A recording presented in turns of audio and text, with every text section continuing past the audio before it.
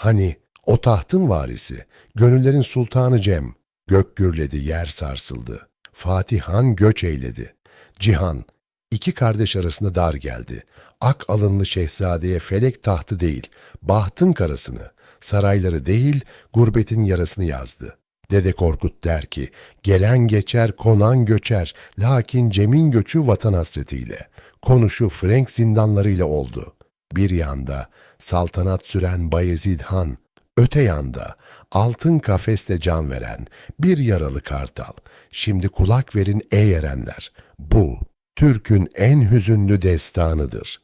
Cem Sultan'ın gurbet elde tükenen ömrünün hikayesidir.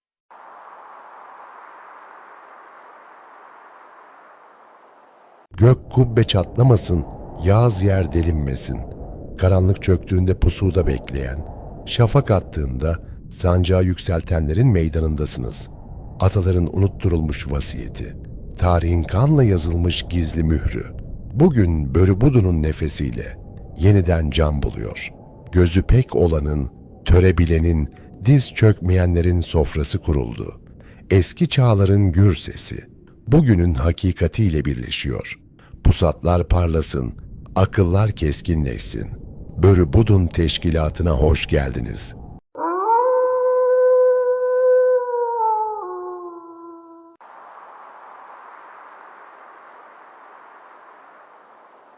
Cihan İmparatoru Fatih Sultan Mehmet, öldüğü zaman aslında sadece bir devir kapanmamıştı.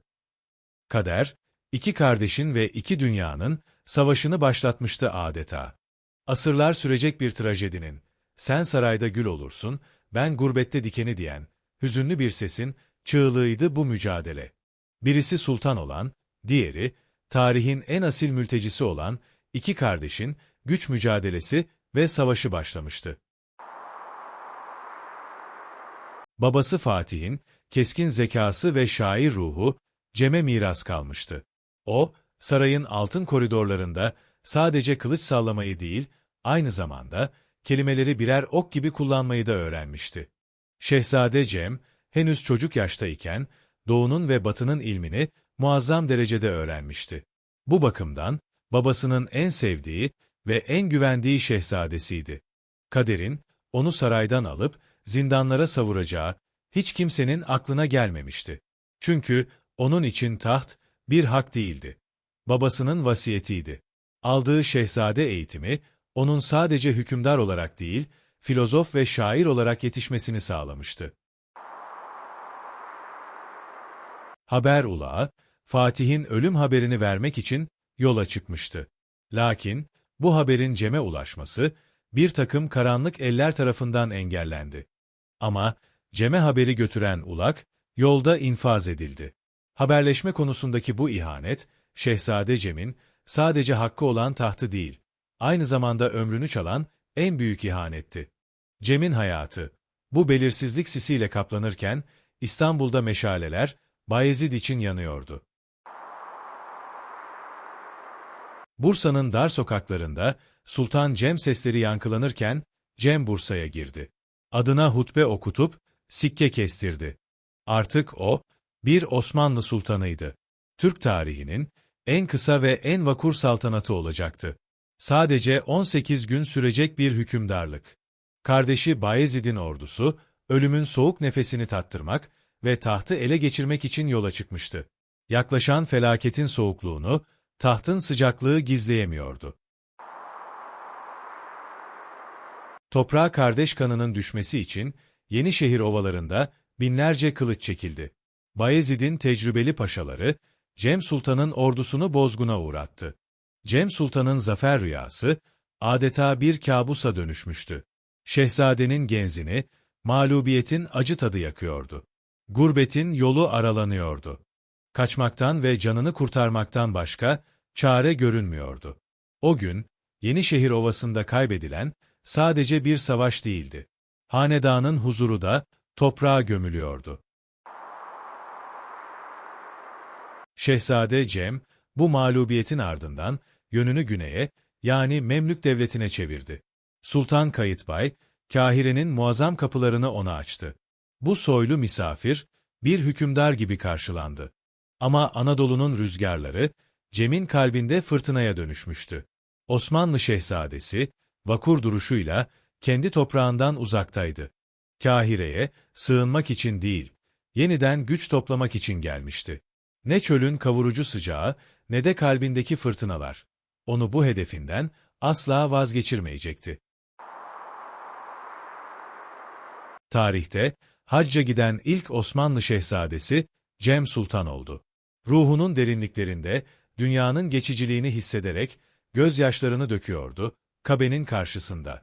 Allah'ın evine yaptığı bu hicret, saltanat kavgasının gürültüsünden uzaklaştırmıştı. Onun, ömründeki en huzurlu ve manidar durak, bu yolculuktu. Bu hac, onun manevi sığınağı olmuştu.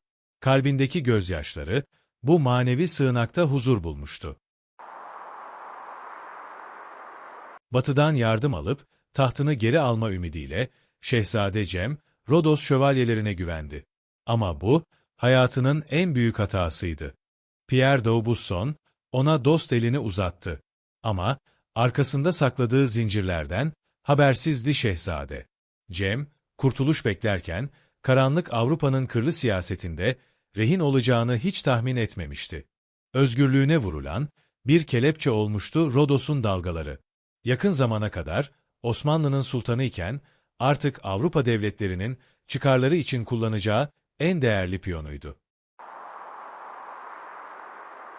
Rodos'tan Fransa'ya kadar, birçok kuleye ve kaleye sürüklendi Şehzade Cem. Her gittiği yer, bir öncekinden daha soğuk ve daha yabancı geliyordu ona. Avrupa'nın taş duvarlarında, Sultanı İklimi Rum ünvanı, bir hüzün yankısına dönüşmüştü. O, artık bir sultan değil, adeta altınla takas edilen bir eşya gibiydi. Avrupa krallarının gözünde, onların ceplerini dolduran bir servetti. Onun için gurbet, hem mesafe, hem de bitmek bilmeyen bir mekansızlık oldu. Sultanlık tahtını kaybeden Cem, şiirleriyle kendine yeni bir dünya kurdu. Tüm derdini ve sıkıntısını beyitlere döktü. Hasretini ve gurbet özlemini cümleleriyle divanında anlattı. Ve bu divan, onun hayal kırıklığının en lirik abidesi oldu. Kılıcıyla başaramadığını, kelimeleriyle başardı. Cem Sultan, tahtını şiirleriyle ebedileştirdi. Cihan bir yana, ben bir yana diyen her mısra, onun ruhundaki o derin sızının birer damlasıydı. Papa 8. Innocentius'un eline geçtiğinde, Vatikan'ın karanlık ve entrika kokan dehlizlerine hapsedileceğini tahmin etmemişti Cem. Papa onu, İslam dünyasına karşı kullanacağı en büyük silahı olarak görüyordu. Vatikan, gizli satranç planlarında önemli bir taş gibi görüyordu Cem'i.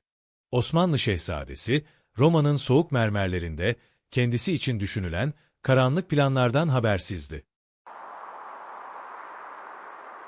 Papa, sonunda aklındaki zehirli teklifi Şehzade Cem'e sundu. Hristiyan ol, tüm Avrupa arkanda dursun. Ve seni, hak ettiğin İstanbul'un tahtına oturtalım. Cem Sultan, teklifi reddetmek için bir an bile tereddüt etmedi.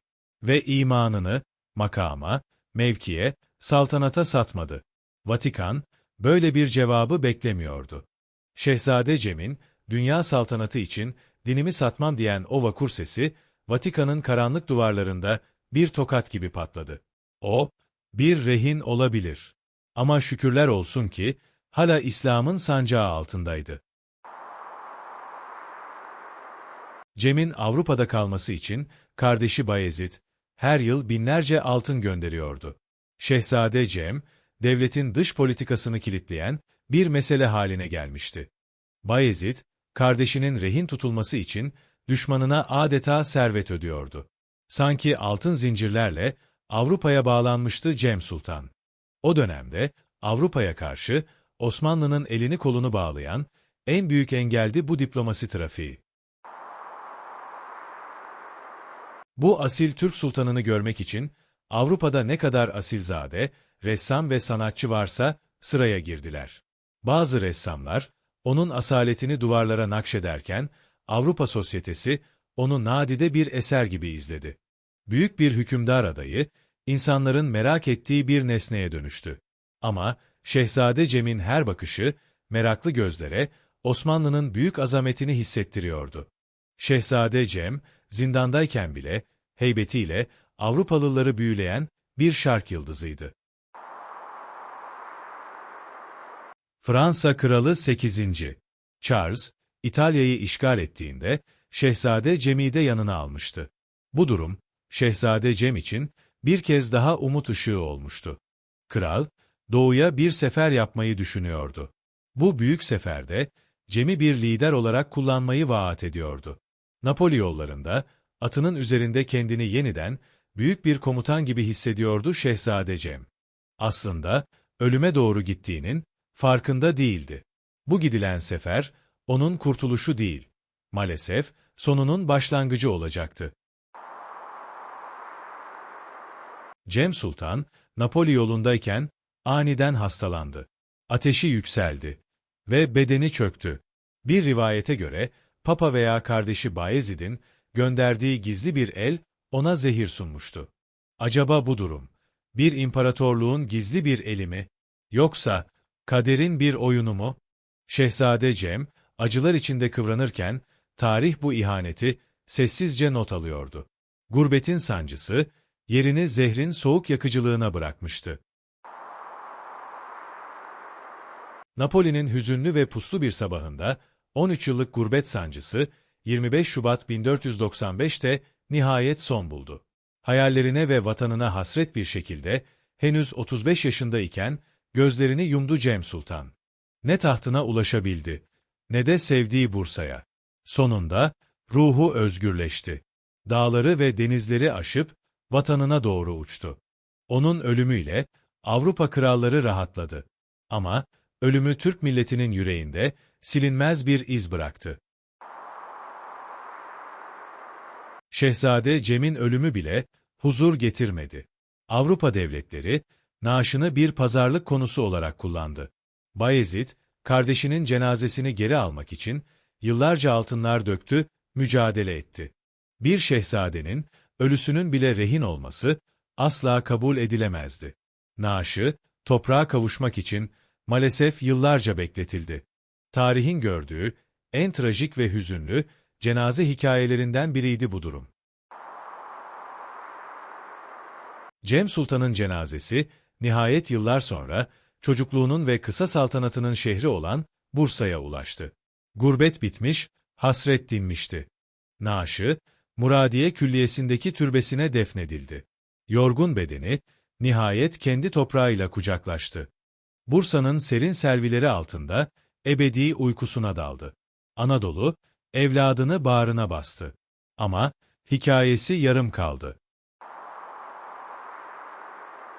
Cem Sultan, mazlum şehzade olarak kaldı. Halkın hafızasında, masallarda, efsanelerde ve hatıralarda hep hasretle anıldı. Onun hikayesi, kardeş kavgasının acımasızlığını ve vatan özleminin kutsallığını öğretti. Bir şehzadenin gidişi, bir efsanenin doğmasına sebep oldu. Cem Sultan, Türk tarihinin ve Türk edebiyatının en hüzünlü simgesi oldu. Her hasret şiirinde, her gurbet türküsünde biraz da Cem Sultan vardır. Cem Sultan, sadece tarihin tozlu sayfalarındaki bir isim değil, halkın vicdanında hiç dinmeyen bir sızıdır. Onun gurbette çektiği çileler, Anadolu köylerinde birer efsaneye, ozanların dilinde ise yürek dağlayan birer ağıta dönüştü. Bir şehzadenin gidişi, mazlum efsanesinin doğmasına sebep oldu. Cem Sultan, Türk tarihi ve edebiyatının en derin hasret simgesi oldu. O, halkın gözünde, tahtını kaybeden bir mağlup olarak değil, onurunu ve imanını, gurbetin en karanlık dehlizlerinde bile koruyan bir kahramandı. Onun adına yakılan türküler, hala Anadolu'nun o sessiz ve vakur akşamlarında, vatan özleminin kutsallığını bize fısıldar. Cem Sultan'ın mirası, bölünmüş bir yürek, unutulmaz bir dram ve tarihin en büyük keşkesidir. O tahta çıksaydı, Osmanlı'nın rotası, belki de okyanuslara çok daha erken dönecek, cihanın kaderi başka türlü yazılacaktı. Mesafeler ve taht kavgası bitti, savaşlar durdu. Ama Cem Sultan'ın hüzünlü şiirleri, hala gurbetin asil sesi olmaya devam ediyor. Onun hikayesi, bize tahtın bir gölge, vatanın ise asıl hayat olduğunu her daim fısıldayan bir vasiyet olarak kalacaktır. Sözümüz bir ok gibi yayından çıktı, hedefi buldu. Sanılmasın ki ateş söndü, sanılmasın ki kurt inine çekildi. Dağların doruğunda yanan bu meşale, budun uyanana dek sönmeyecektir. Gönlünüzde ataların cesareti, zihninizde törenin adaleti baki kalsın. Bir sonraki kurultaya dek izimiz sürülmeye, sesimiz yankılanmaya devam edecek. Gök Tengri Türk'ü korusun. Kutlu kalın, börü budunu takipte kalın.